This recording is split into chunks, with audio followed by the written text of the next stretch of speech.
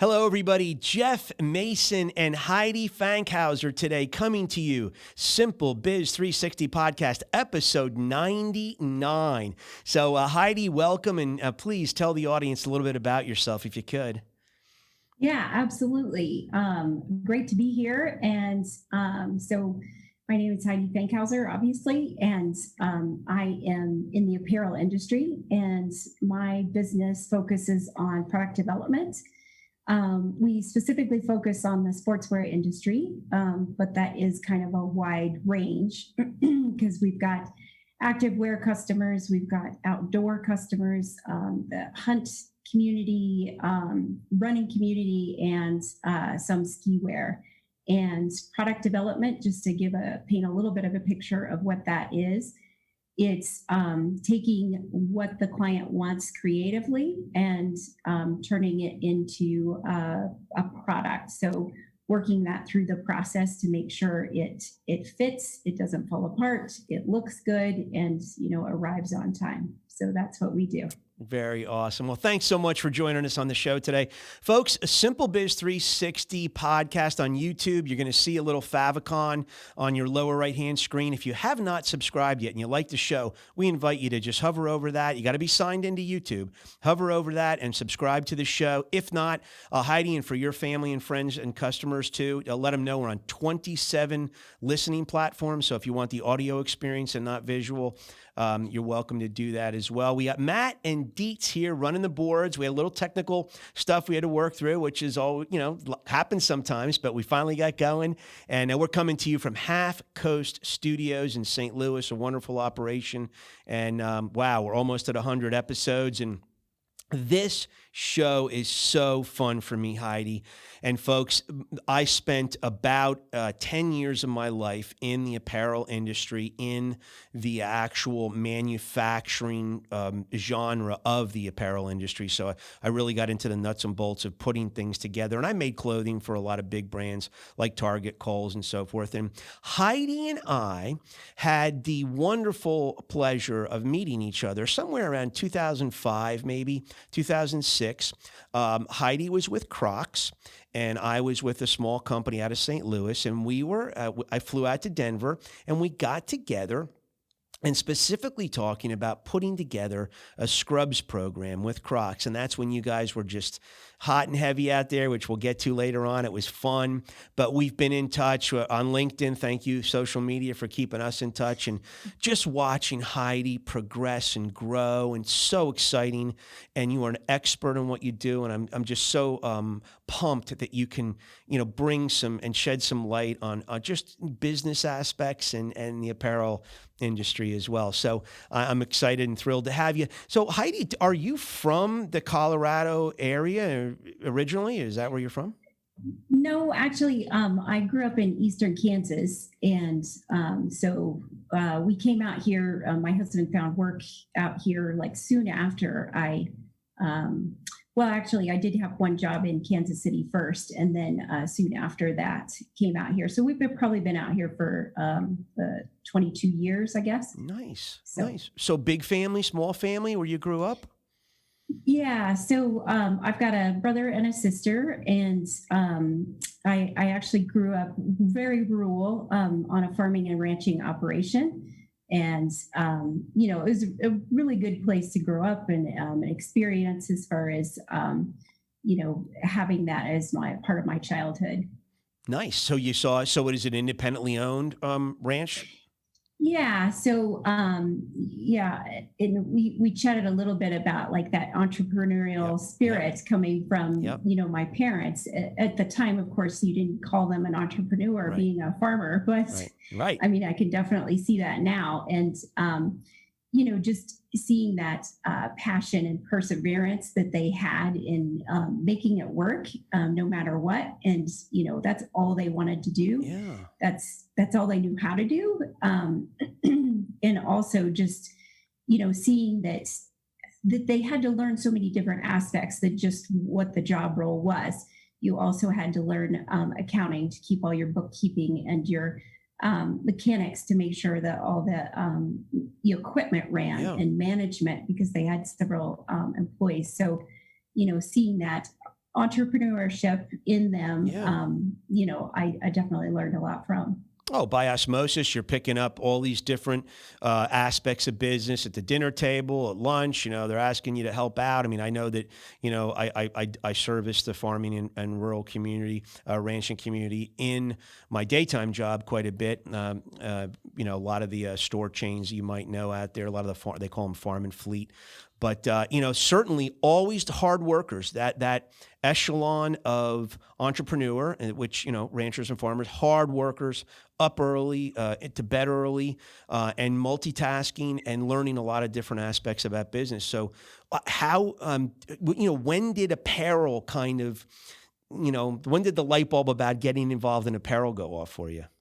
Yeah, well, my mother is an exceptional seamstress and taught all of us, and we were also heavily involved in 4-H. And so I learned to sew with her, and then taking things through 4-H, and every year just trying to get better and better, because I would compete at the county level, and then we were in a very small county, so there was some good competition, but not a ton of people. Yeah. But as you moved up to state, you could see the competition go way up, and just trying to outdo the rest of the state each year was a challenge. And so, like at the end of my 4-H career and end of high school, I really challenged myself and brought my agriculture background and the 4-H sewing together. One of my previous steers that I had taken for the county fair, we saved the hide and then tanned it, and then I turned it into a leather coat for my next sewing project. So it just another thing about my parents and them, instilling that, use everything, be efficient, so that I feel like that's come full circle in apparel now with sustainability, and I can definitely see where that came from. Yeah. Oh, how awesome is that? So that's a tough sew. I mean, to sew through a hide like that, you need a special needle and special machinery. I mean, special needle for sure. But oh my goodness, well that is so neat. So, or were you now when you say Eastern Kansas, if you don't mind me asking, were you kind of in between Wichita and Kansas City, or in between Junction City and Kansas City? Yeah, pretty much exactly in between, because we were on really close to I-35, and about the same distance one way or the other. Emporia area then, right around there? Okay, sure. Right around Emporia. Very familiar with it. And folks, if you've never done that stretch from Kansas City on I-35 down to Wichita, I really encourage it, because what you do is you go through the Flint Hills.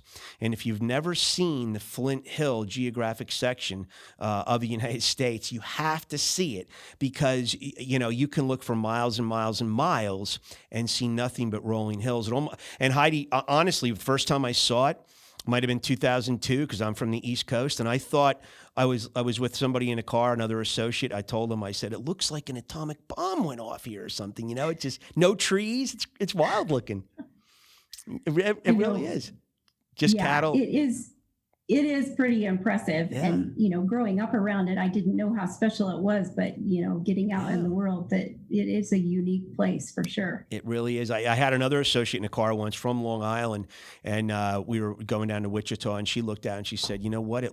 I feel like I'm looking at all of Long Island through the windshield, and I don't see any houses or anything, I mean, that's how much space you can see on a sunny, when the sun's perfect there. So, well, very cool. Well, thanks for painting that picture for us. And so role models growing up, I mean, mom and dad running the ranch?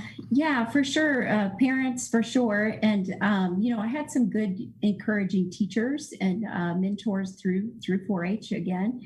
And then like in the industry, I was trying to think about that. I guess early it was just knowing that someone had to do the role, to get product from a concept into a store, but not really knowing anybody. And then later, like as I entered college and learning about different brands and especially the couture industry at the time, that was kind of who we were looking to.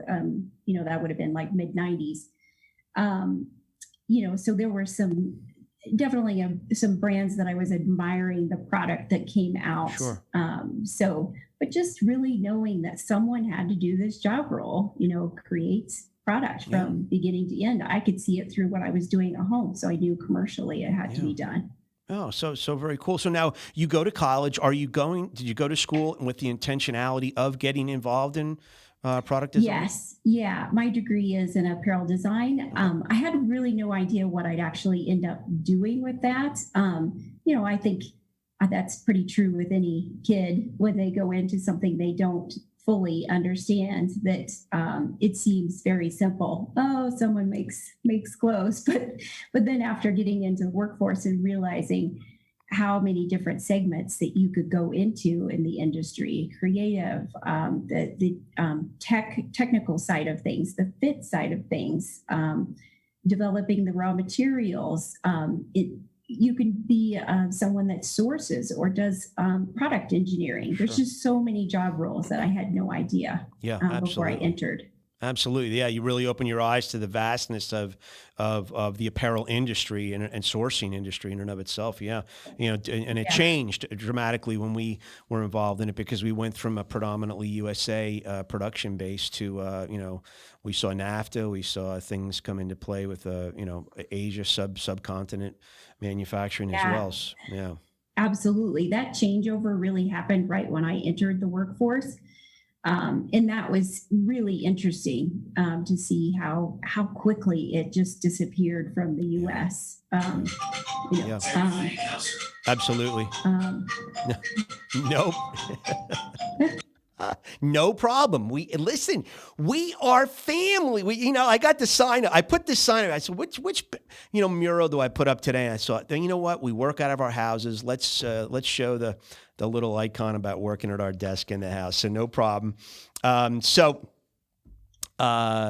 When we think of, when I thought of apparel design, so to kind of paint a picture for everybody listening, we go to the malls, we go to these stores, we buy these pieces of apparel. We don't really understand what goes into it, the complexity. And when I first got hired into the industry, my first 2 days on the job, they sent me down to the sample room and they had me make 2 pair of pants. I was in the slack business. So I worked for Oxford Industries out of Atlanta. I worked in their division called Oxford Slacks out of Monroe, Georgia. And I never worked a sewing machine before. I didn't know what a surge stitcher was. I didn't know what, anything was. I didn't know how to make a pocket. I didn't know how to fold a waistband, anything. And man, oh man, you really learn quickly that this machinery is high speed, and you really have to know what you're doing just to make one single pair of pants, let alone 140,000 of them for somebody. So that was really kind of interesting. So you come out of college. Did you have a particular niche in mind when you got out? Like, I'm going to go product development, go to sourcing. Well, I guess even in college, they didn't so much focus you. It was more like an area that what you were interested in, like casual wear or outdoor or whatever. And I was super interested in wedding wear, actually bridal at the time of college, but then realizing that I'd probably have to move to New York. The bridal industry is kind of concentrated in certain parts of the country. Yeah. And I wasn't sure I wanted to do that. So I ended up going into sportswear just because that was something that was available in Kansas City. And honestly, I've never looked back. I've been very happy being in this industry. And by this point, I know so much about it that it would be difficult to change. Though I do still a lot on my own that I can, say something in, like the bridal industry or something like that. But to do it commercially, it would definitely take a little bit of a learning curve.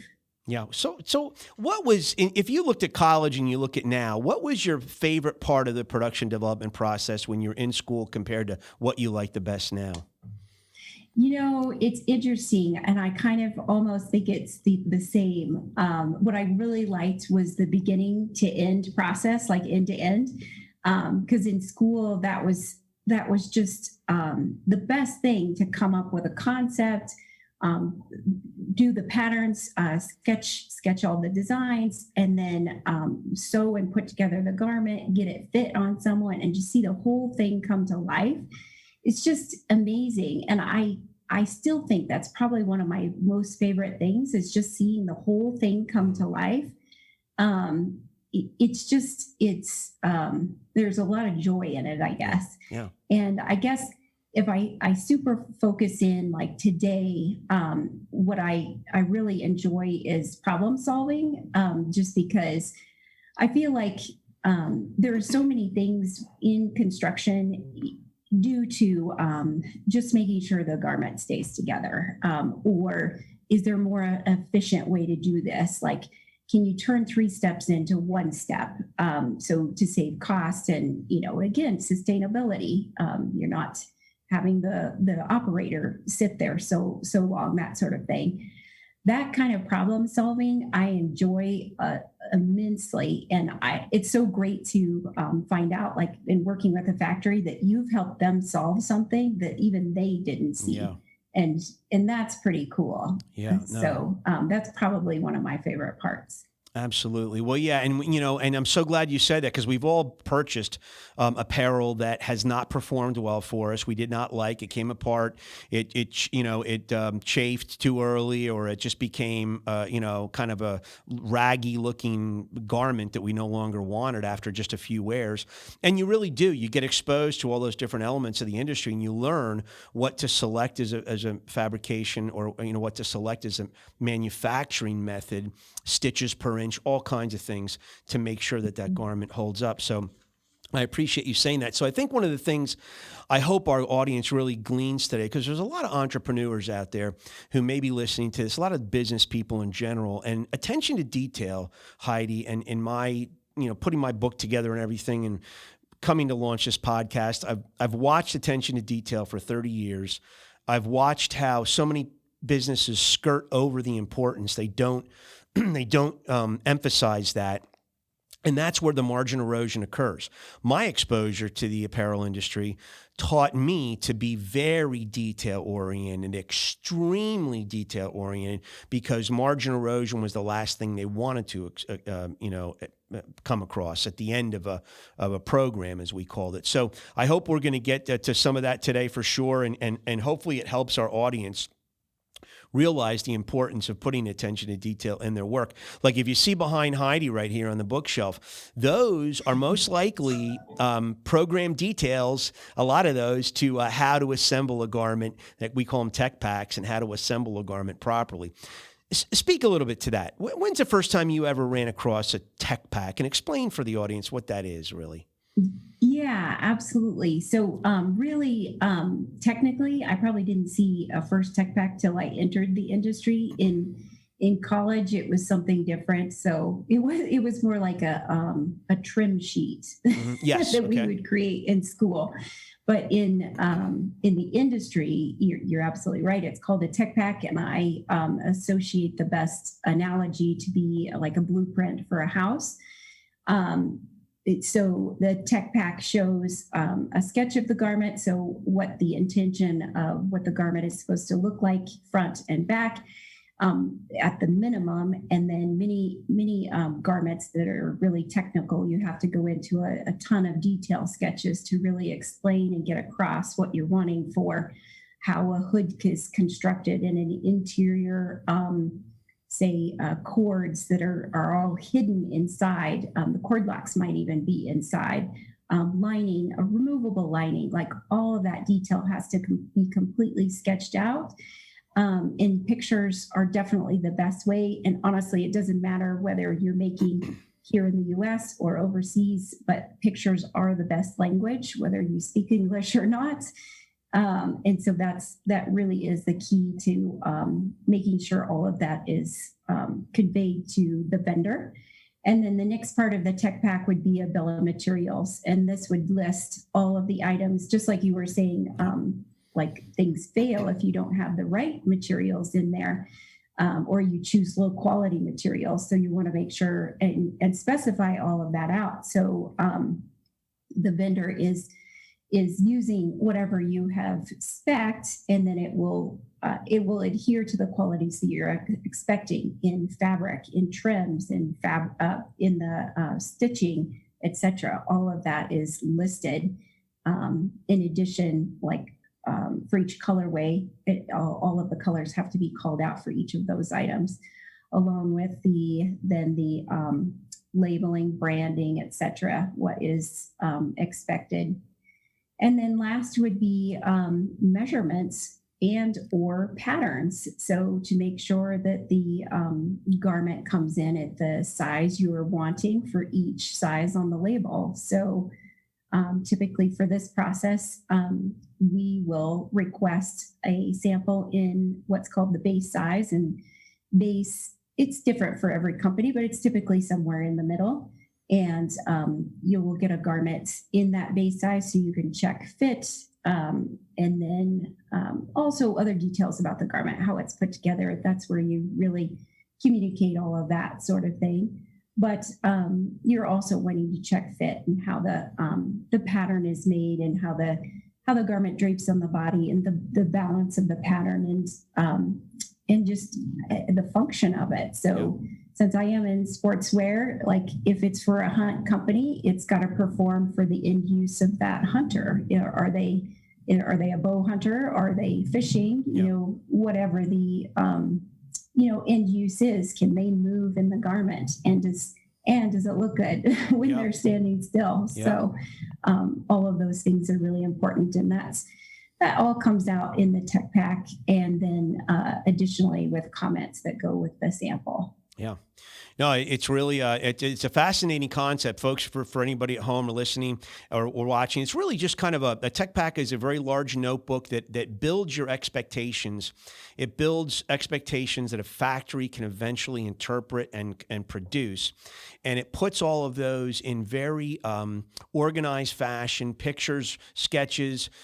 We used to, on a pair of pants, we used to have to verbally explain to the factory. It took about 4.5 pages of how to build the pant, and you're talking about seam allowances, you're talking about stitches, you're talking about construction, you're talking about bar tacking, and you're talking about a lot of integral things where you never would think there's 4 pages of written instructions on how to make this garment. But what's interesting is in this industry, it's really a lesson in how to transfer that same mentality to other businesses, because no matter what you do, I'm convinced now you could have Techpacks, spec sheets, you could have manufacturing guidelines that if you're careful enough and you blueprint that product well enough, that if you had to move your production from a China to a Vietnam, or you had to move it from a Vietnam to a Madagascar, you had to move it from,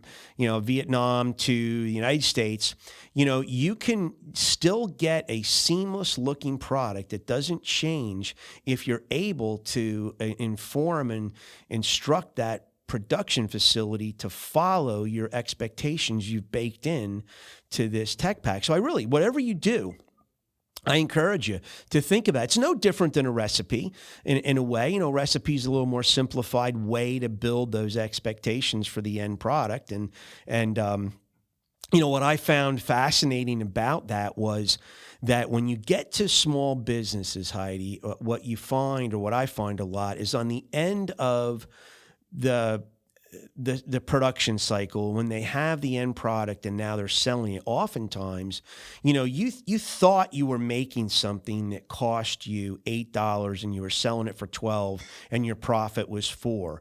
But when it comes out at the end of the year, that didn't cost you $8. It actually cost you $10.37. And you're wondering, how in the world am I only making $1.67 off this thing when I thought I was making $4? Well, you had a lot of little calamities and you had all this margin erosion in there. And a Techpack, no matter what you do in business, that helps you preserve your profit. It helps you protect and insulate you against calamity. And certainly in your business, it makes your customer, being that hunt company, that brand, or that sportswear, it makes them happier, right? Because you're instructing a factory on how to make a product that is going to have very few problems, right? Yeah, absolutely. We think of it as a contract with the vendor, and yeah, and you saying mentioning it being 4 pages, that's usually a minimum. I'm also in the ski industry, and those tech packs can be 30 pages long because the product is so complicated. Yeah, yeah. So interesting. When I was in the young men's apparel business, we were snow pants. Ski snow pants became a really hot thing out of cotton nylon fabric in the mid '90s. So I remember I had to take a couple trips up to Vermont and shop ski stores and bring back all these samples because the young men's industry wanted to interpret the pockets or the, elastic corded waistbands and do all these tricky things, these zipper treatments that were all over these ski, garments. And it was really, and their pictures became super important because our sketch artists had to really interpret that, what that looked like in sketch form. And not only did you have the written portion of it, but you had these intricate sketches of exactly how to stitch a pocket or that waistband or whatever. And it was very complicated, but the Techpack saved us. I mean, I can remember programs I was making 190,000 of a unit for Target, and very intricate pant, and God bless the Techpack, because had it not been for that, and we came out of there, unscathed, and with those programs, and it was just a beautiful lesson in profit retention and how to do things right. So yeah, kudos to you. So you bring that expertise to any brand that's potentially shopping your company, Design Works. Hey, we need somebody, a good partner like that. So here's Hidi and your company. So Hidi, when did you start your own company? Yeah, so it was after Crocs, actually, because in 2008 everyone was feeling the economic downturn, and Crocs was as well. Even though they were on fire before that, it was crazy to be there. They were hiring like 50 people a week. It was incredible when I came on board there. So it was fun to be on that uptick, and them wanting to add apparel into their product, offerings. Yeah. But then 2008 hit, and they, like many companies, were looking to, cut the fat, and apparel wasn't their primary business, obviously being a footwear company. So our team was let go. And it was a good time for me to, focus on getting something started on my own. So it's something I wanted to do anyway, just for, different aspects. The challenge, I thought it would be flexible. Yeah, it is flexible, but I find myself, being able to work anytime, and so that's sometimes not so flexible. Yeah. But anyway, so that was around 2008 when we really got rolling. Well, I shouldn't say we at the time; it was I, because it did take several years to kind of get it ramped up to the point that I needed outside help to start building it and taking on more than just a few brands at a time. So that was probably around 2011 that I was able to start ramping up and adding people. Thank you for the time frame. So here's your leap of faith in 2008, right? And did you have to? Was that a hard decision for you to do that, or was it an easy decision for you to do that? Difficult to add people? No, difficult to start your company. Just make that leap of faith. To go into. Well, it was really out of necessity. Okay. And there wasn't really anybody hiring at the time anyway, and it's something I wanted to do. So, a little bit, just because I think the biggest thing that I've learned, even now, but I learned in the beginning very quickly because you had to, is just outreach and, keeping those personal relationships close. I've worked in several brands before, so I'd met many people in the industry, and just that outreach of like, hey, how's it going? What are you up to these days? And, and figuring out, they could use some help. That'd be great. without coming right out and asking, just because it definitely kind of turns people off initially. But then if you can, make the conversation personal and, two-sided, not just one way, then I think that's a great way to be able to find work or potential, connections that they might not, need personally or have need work personally, but they might know of someone, and then they're willing to make that connection. Networking, how big is that? And, Oh my gosh. Yeah, huge. And I mean, so anybody home, chin rubbing, thinking about opening their own company or whatever, 2008, Heidi makes that decision somewhat out of necessity, and you do it. And now it took you 3 years to get your first employee on, and today, where are you in that employee count today? Yeah, so that's been interesting over this last year, just because of COVID. We had gone. I had like 7 employees right before it hit last year, and then it went back down to me again, just me. But it's rapidly come back. I think there's several startups that are wanting to get something off the ground now. And also several brands have brought me back on. So we're back up to 8 people.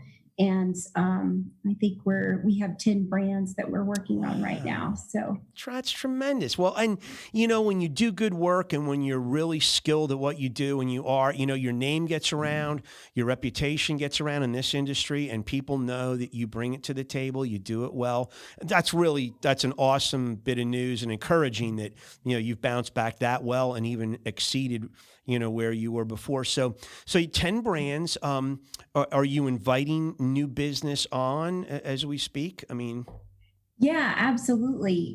Especially if it's in our expertise. Okay. Being the sportswear industry and product development, it's really, I've come up with some really good systems that we use across all brands. Not that I copy any information, just the system of how we're able to process the information quickly. Because as you remember, in the apparel industry, timing is super important, because if you hit or you miss a sales window, then it's devastating to the product. Yeah. The sell-through of a product is just, it will kill it. So getting all of your comments out on sampling, getting answers back to the vendor, everything is so time sensitive that that's something that we've strived to do, and we've streamlined because of setting up systems and how we operate. Yeah, that's I'm so psyched to hear that you're doing that well. So, folks, anybody who is looking for design help, Heidi, would you please just kind of outline the services that your company and then tell us too also what website we can find you at, or how they can contact you. Yeah, for sure. So, product development obviously is the key, but we do offer many other things that support product development, including creative design, graphic design, textile design, sourcing, and also I call it industry resources, but what it means is, like you were talking about, there being communication with the factory as far as like agreements. And so a lot of those go into what's called like a vendor manual. So we'll have a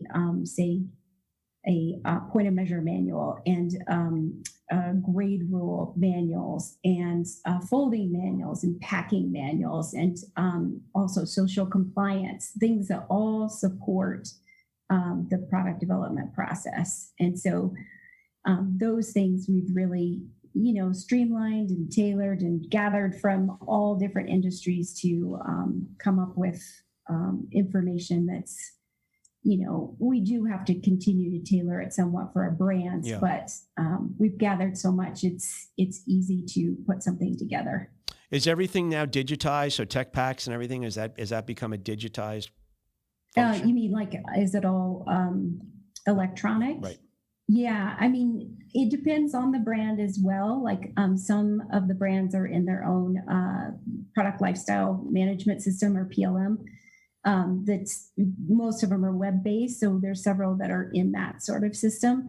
But honestly, a lot of startups, we're still in Excel. And then but with technology, Yeah. there's so many platforms you can share online with the vendor. So that's typically what we do with a startup. Yeah.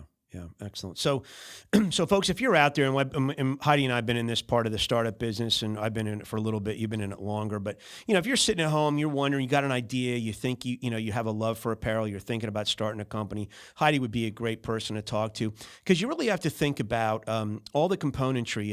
I thought of it this way: as a kitchen with ingredients, and there's all these different ingredients. Here's the kitchen. This is where we put it all together. But there's all kinds of different zippers and buttons, and there's all kinds of different fabrics, and they have all types of different testing measurements that you have to put into effect. You can't use a fabric that has a low tensile tear strength for a rugged piece of apparel. You have to use things that have industry acceptable shrinkage rates. You can't select things that are out of bounds. You have to govern some of the decisions, and Heidi is in a position to help you do that by looking at what are the best options, help you govern some of the choices and selections so that you can end up getting yourself in situated for product that will meet your expectations in your head, and what you want this product to look and act and be like, and the longevity of it and so forth. And that's the fun. Heidi, I was a guy that a t-shirt and jeans. I hated malls, and to think that when I got into the business, they said, okay, well, take 6 months and learn the business. So, we're going to take some in-house Fashion Institute of Technology classes. I'm like, what? So I took in-house, we're going to send you down to Millikan University. You're going to spend 5 days down there, and you're going to learn about fabrics and color and this. And then we want you to just go across the country and shop malls. We want you to go to Iowa. We want you to go to Houston. We want you to go to California. Just spend a week in these malls and just shop. And I'm like, why?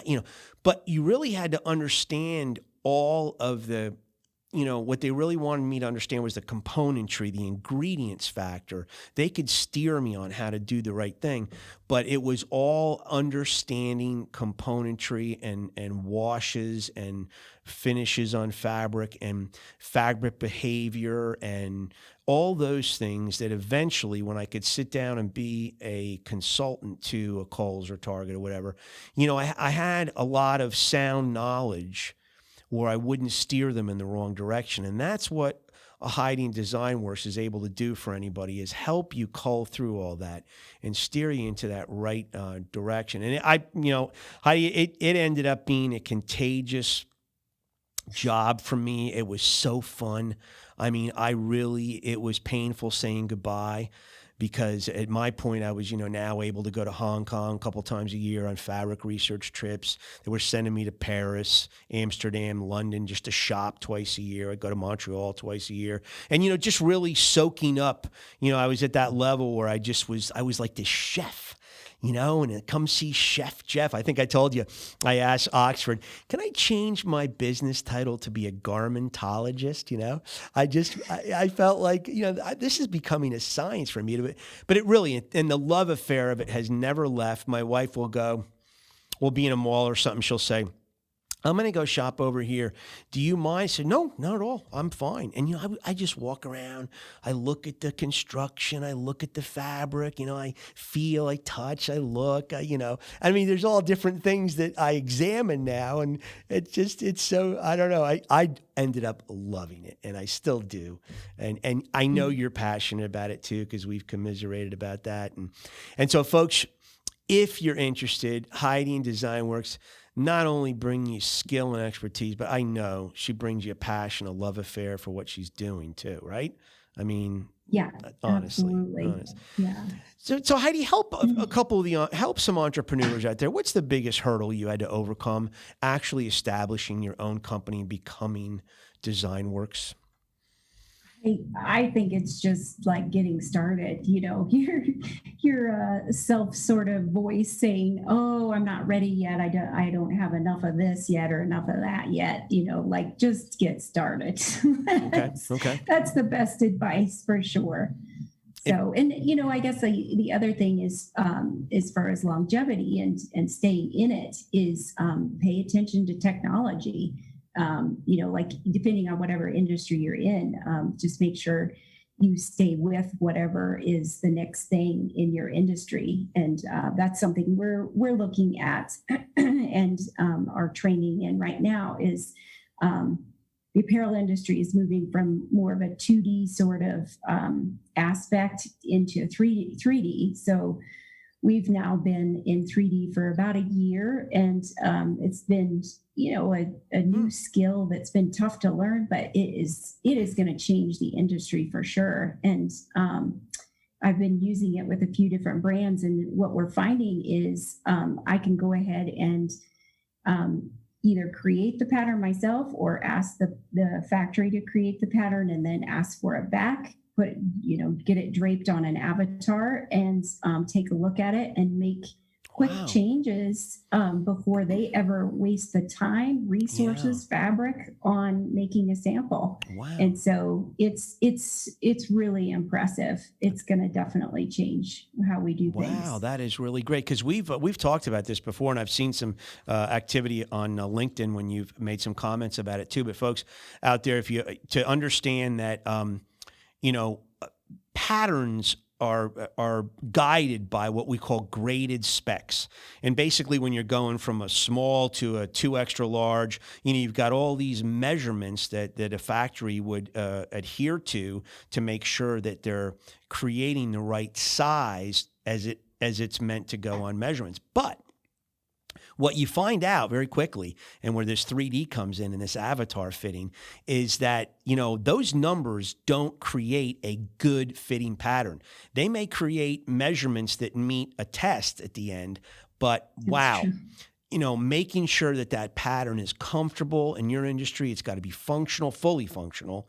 You've got to, and my best example was in men's slacks. If you've ever worn a pair of slacks that just you didn't like them, and they really caught you wrong from the center of the back to your groin area, it's because the pattern maker didn't make the scoop, what we call the scoop in the seat and the low and the high, the front and the rear rise correctly. And so you learn, and those are things that, if you're a new brand out there, if you're exploring your first level of production, people like Hidi are very important to align with, because they're going to make sure that you not only have good graded specs, but that pattern is created that will feel good, look good, and function.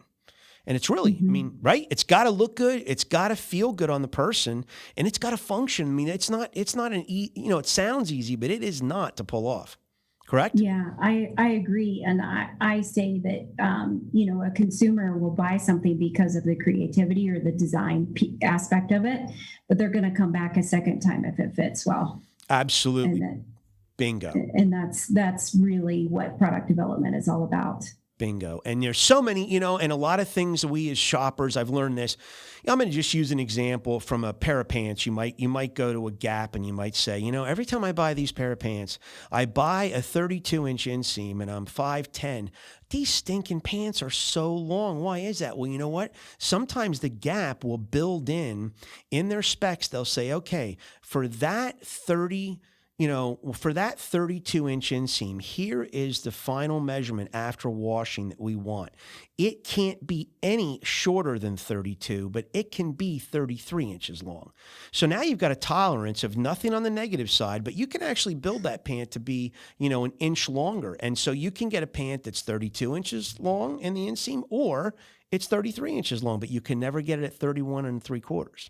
You know what I mean? And so a lot of those things are built in, and we wonder sometimes, most of the time when you go to some of those big retailers and big stores, big brands, a lot of that is done with intentionality, and it's not mistakes. It's made that way on purpose. But a lot of it, some of it we've experienced do have mistakes. And you and I in the industry, we learn from some of those mistakes. So I'm going to put you on the spot. What's your favorite mistake that kind of taught you a lesson along the way? God, I'll share mine too. I've got a good one, actually. Okay. This is when I was at Cabela's, or contracting for Cabela's, but when I had, our team had many of their product categories, but the product category I'm speaking of is in their base layer. And we had done several prototypes, so fit samples to make sure that the product fit, obviously. And just to preface, as you go through the proto phase or the fit sample phase, many times or most times the factory is just using available fabric.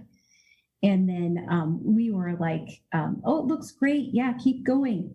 Approved to pre-production sample. And then when pre-production comes in, that's made with, once the actual fabric is made and all the actual trims arrive at the factory, and, so you can see actual before the product actually gets sewn for, all the quantity.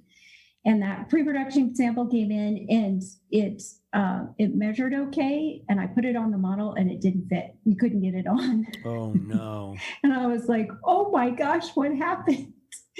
But the sample yardage that they'd been using for the fit samples stretched so much more than the yardage that was used in production, it's called negative ease when it stretches over the body. It just wasn't stretching like the previous. So, we had to scramble a little bit and redo the patterns and redo all the measurements and, have it make it one more time just to make sure we were right. And then, they were able to ship, but it was a good learning lesson. Well, I knew that you could knit, like fabric tighter or looser. I guess I'd never until then really realized how much of a difference it made trying to put it on, like in our fit model going, I can't get these pulled up. Oh my gosh. So it was pretty crazy. Oh my gosh. Well, that's a good one. So you never make that mistake again, right? Yeah, exactly. Yeah. Exactly. So mine was actually, unfortunately, in the production stage. I was a big and tall guy. I made for casual male, big and tall. I made for a couple of companies out there, and one of them was king size. They were owned by Sears, or they were in Sears, and they were out of the Boston suburbs. So anyway, we made a linen cotton short pant and vest program that I got on the water, and it was in the middle of water. I got my sample sent to me as this stuff is transporting over to the U.S. And I bring it into the office in New York City and open it up, and and I look at the waistband. And on big and tall men's bottoms, I had an inch belt loop all over these pants. And I was like, oh my gosh, it should have had, an 1 3/4 inch opening on a belt loop. And so for a big person, you imagine somebody that wears a size 64, an inch belt opening, which wasn't even, it was disgusting. And my heart sank. Well, long story short, we had to buy belts that we tried to package with the pants. I had to go up to Boston. We had to randomly send out to 70 customers, because they were a catalog company, to see if the customers would accept the belt. They did not. They did not want this little pencil belt, on this, And so, unfortunately, my buyer was terminated over this. It was a huge melee. I sat on those garments for about 3 years trying to sell them at a distressed price, and it was my biggest calamity in the industry, because it was finished goods, and it was all because somehow or another, myself, who I had the final word on it, and my production team, we missed the fact that we wrote into the specs an inch opening belt, and we did. And, it's those kind of things that, unfortunately, and I feel terrible for my buyer. She was mortified and, nice person. And I hated to have that end result. But, it taught you a valuable lesson on someone else's money, unfortunately. Fortunately for me, unfortunately for the company. But, yeah, I never made that mistake again. And again, these are some of the things that, you go to a Hidi and Design Works for to prevent that type of thing from happening. And we've had some other close calls. I remember another time, real quick, about 160,000 pants I was making for Target, and the fabric was cotton nylon. It was see-through, and we made a pair of khaki pants, and Next thing you know, Hong Kong said, we can kind of see things we shouldn't be seeing through these pants. Oh, God. And I was like, what? So we had to put pocketing into the fly to kind of help the front side as best we could. And luckily, it was only about 48,000 pants, which never saw them on anybody. I never owned a pair, but yikes, but at least we got the pocketing in the fly, which meant we had some protection up front there. But wow, right? Who would have thunk?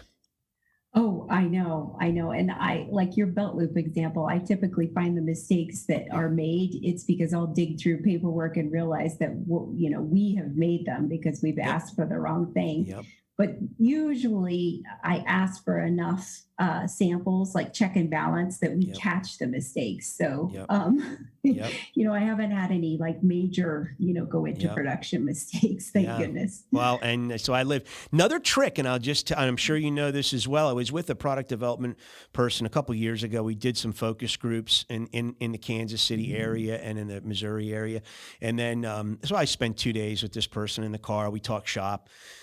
And one of the things that was interesting to me is he said to me that, one of the things in product development, so anybody listening, this is key. When you make your first sample, call that R1, call it whatever it is, the Hidi pant R1. And then when you make changes to it and you send the paperwork over, that's, Hidi pant R2. And then you get the sample back. And so then you go, no, well, on R2, here are the changes I want you to make. Now make revision number 3, which is what you're asking for. And now they make those revisions. Well, he was saying that the company he worked for failed to recognize R1, R2, R3, R4, R5. And what would be happening is they would be going, wait, these guys are making comments on R2, revision 2, and we're on revision 5. So they're expecting us to make these changes, but they're giving us paperwork that's R2. So one of the things that you can just help yourself with, no matter what business you're in, is as you're going down this product development path to finally sign off on the final version of whatever you're making, right?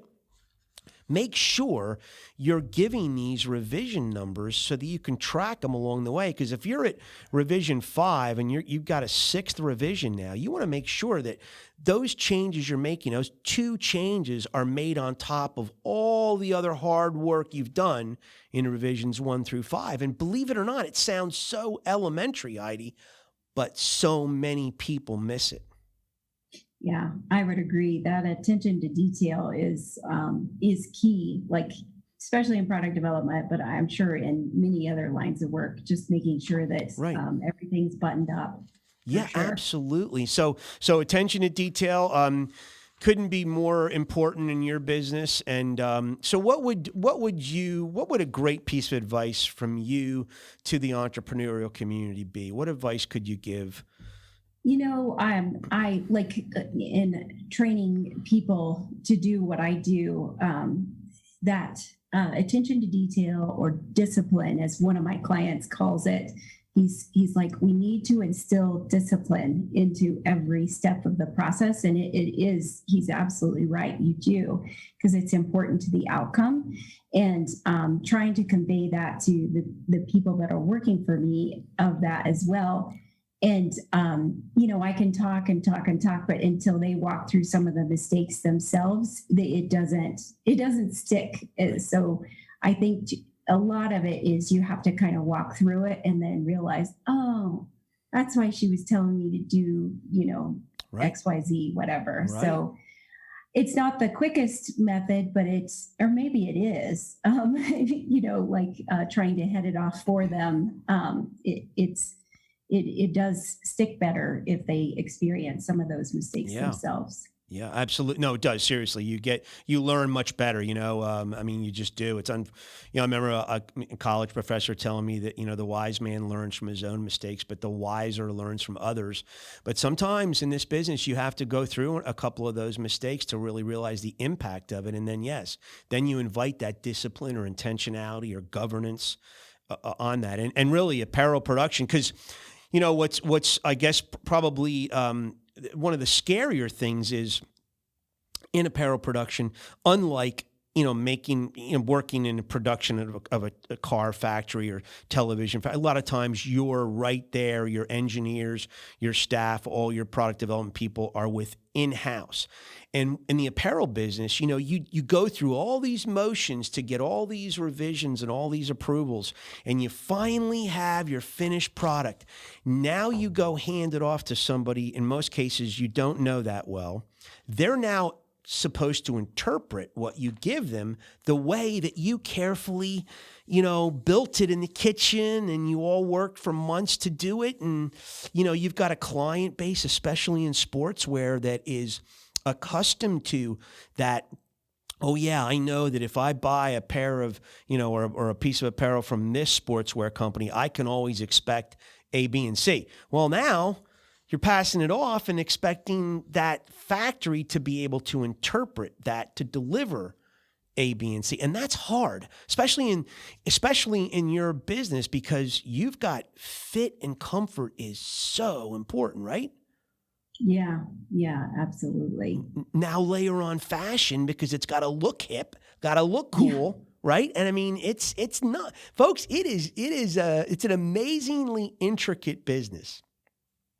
It is the aspects and intricacies and like all the people, like I was saying, all the people that are involved, all the job roles, it is impressive. Yeah. And seriously, if you folks read my book out there, I talk so much about margin erosion and so much about profit retention and attention to detail. And wow, Heidi, that your industry taught me single-handedly the importance of attention to detail. I would have never had a love affair with it had I not known that. I just wouldn't. I mean, I just hadn't had to go through that. And it, just people don't realize how intricate a piece of apparel really is. It takes a lot of work.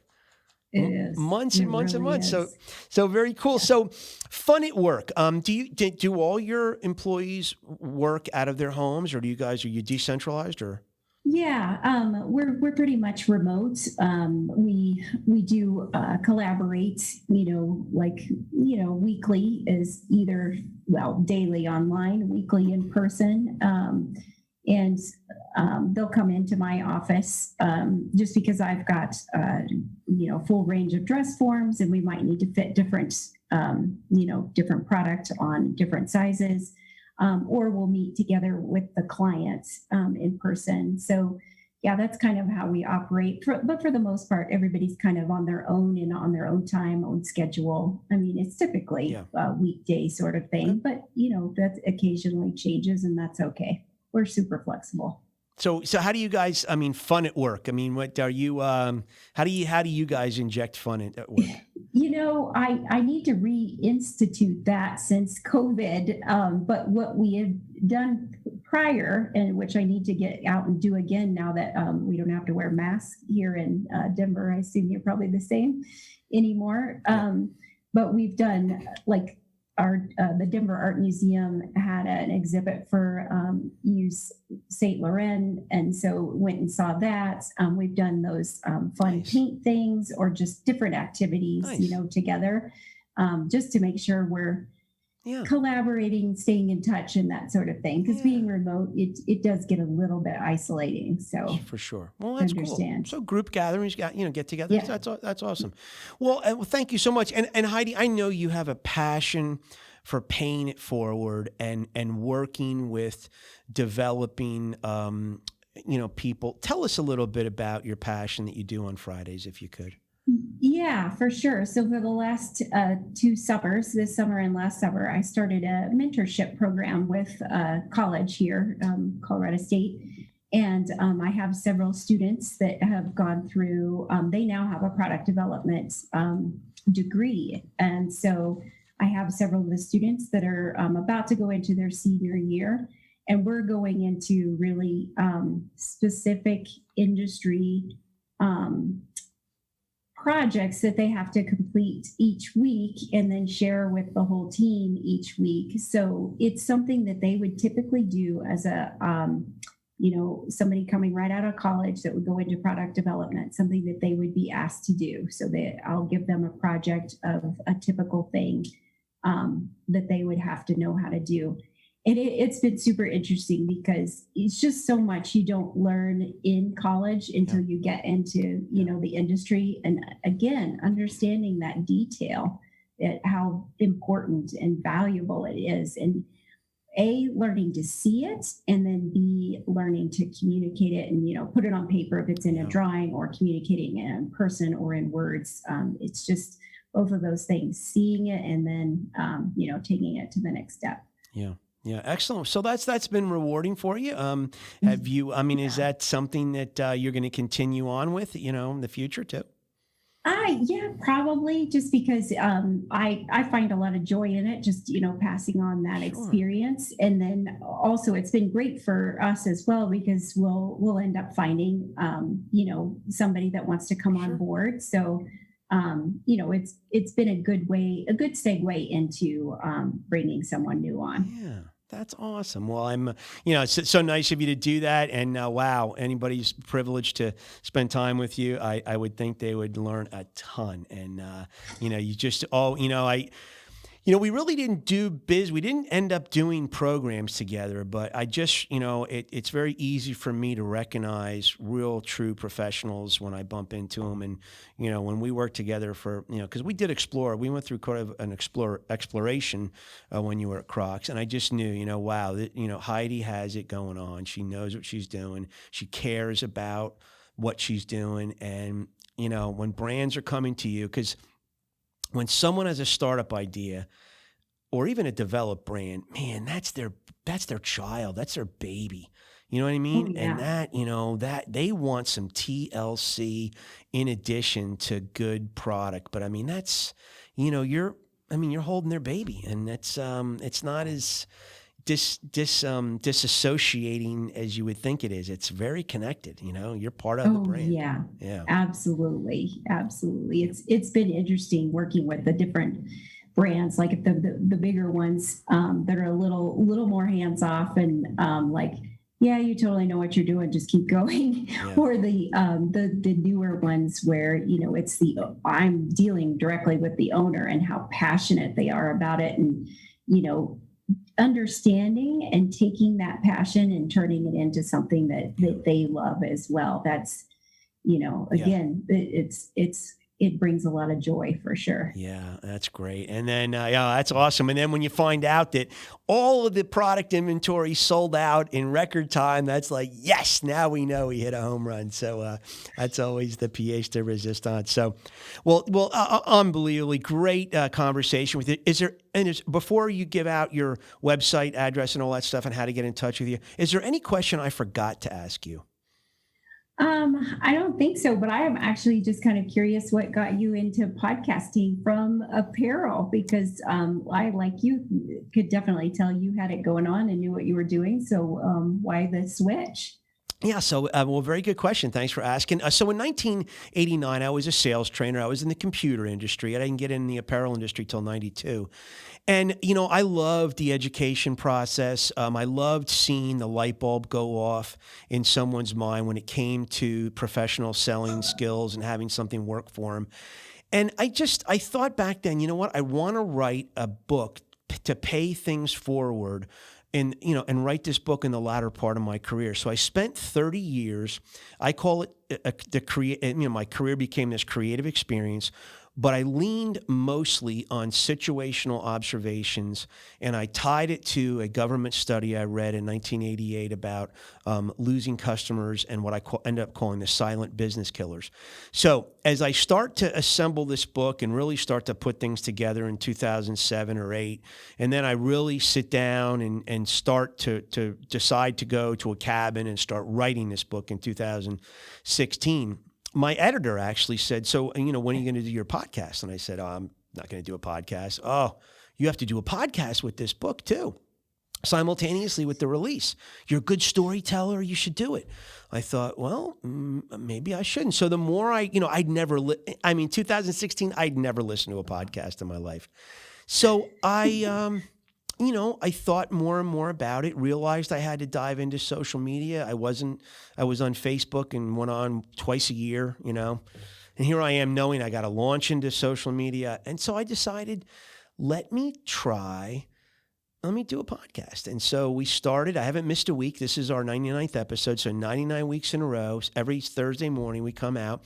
And I love mixing it with, I'll do some monologues on some things from the book or some just business tips that I can pay forward. But I love entrepreneurial adventures. I love stories like yourself. And I tried to glue myself to guests that I have some type of organic introduction to. I try. And, and I haven't failed yet. So, I got to meet you. I knew, wow, this is a person who really understands this industry, a true professional.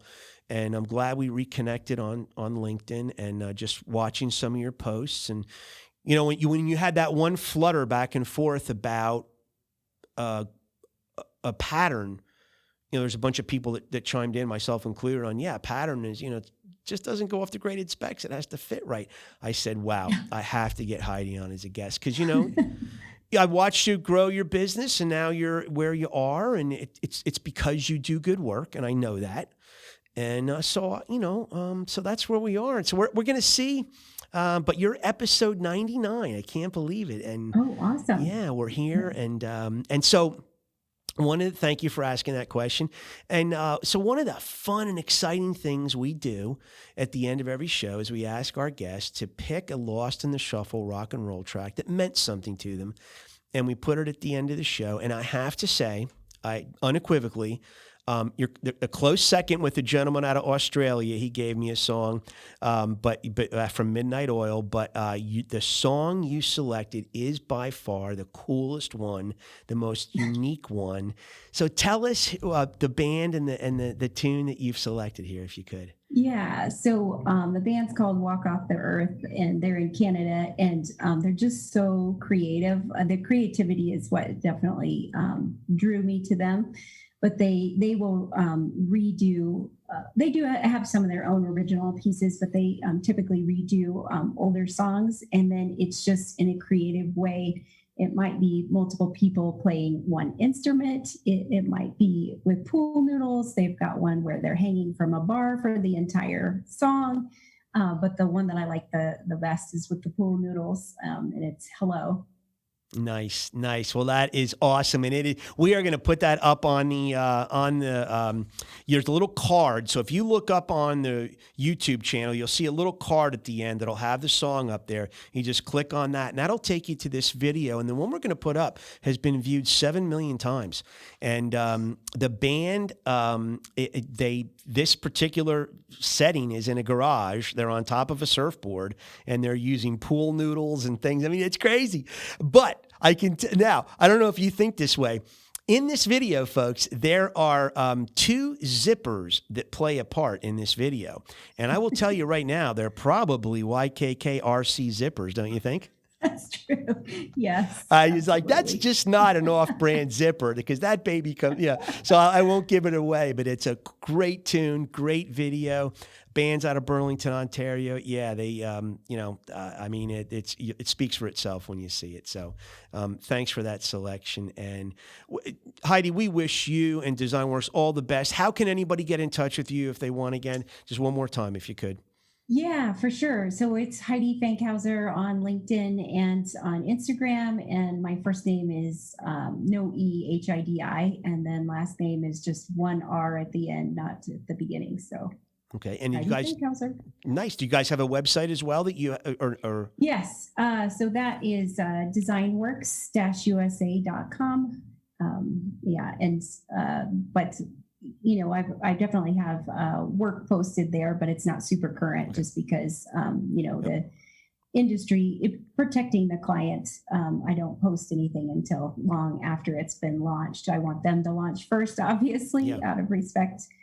Sure. But, you can always send me a note and we can discuss any projects. Great. So the website, we connected on LinkedIn. Again, Hidi, Hidi, Fankhauser, Fankhauser, 1 R. So yeah. And great. Well, it has been such a pleasure. It was a pleasure meeting you at Crocs. It's a pleasure having the chance to hear your story here. I wish you all the best, Hidi, and let's keep in touch. And if I get any leads, I'll be sure to send them your way. Perfect. Thanks so much. All right. Thank you. Have a great weekend. Take care. Thanks, you too. All right. Bye-bye. Bye.